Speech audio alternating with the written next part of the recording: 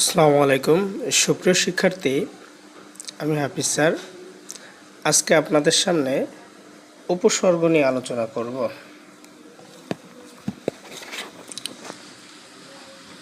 তো প্রথমেই আমাদের জানা দরকার আসলে উপসর্গ কি।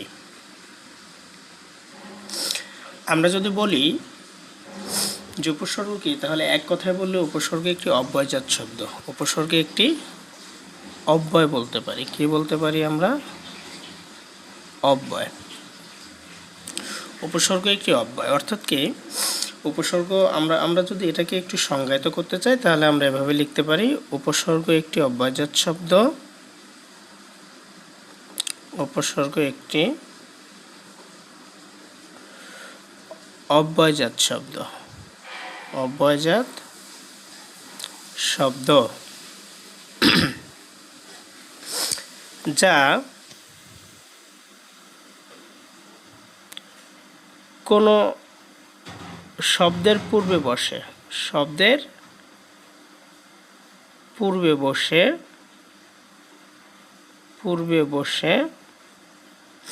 শব্দের অর্থের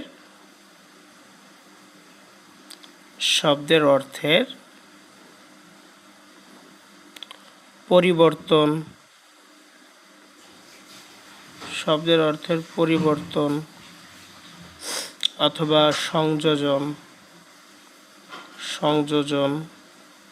অথবা বিয়োজন ঘটিয়ে থাকে।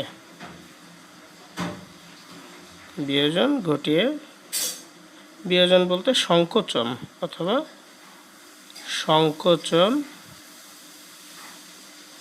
ঘটিয়ে থাকে। অর্থাৎ আমরা যদি উপসর্গের সংজ্ঞাটার কথা বলতে চাই তাহলে উপসর্গ একটি অব্যয়জাত শব্দ। উপসর্গ একটি অব্যয়জাত শব্দ যা কোনো শব্দের পূর্বে বসে। কোথায় বসে? পূর্বে বসে। অর্থাৎ আমরা কিন্তু প্রিফিক্স ইংরেজিতে পড়েছি, প্রিফিক্স।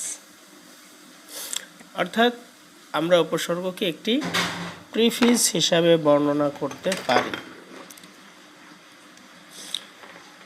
তাহলে কি, উপসর্গ একটি প্রিফিক্সও বলতে পারি। উপসর্গ একটি অব্যয়জাত শব্দ যা কোনো শব্দের পূর্বে বসে ওই শব্দের অর্থের নতুন অর্থ তৈরি করতে পারে, অথবা অর্থের সংযোজন করতে পারে, অথবা বিয়োজন করতে পারে, সম্প্রসারিত অর্থ প্রদান করে।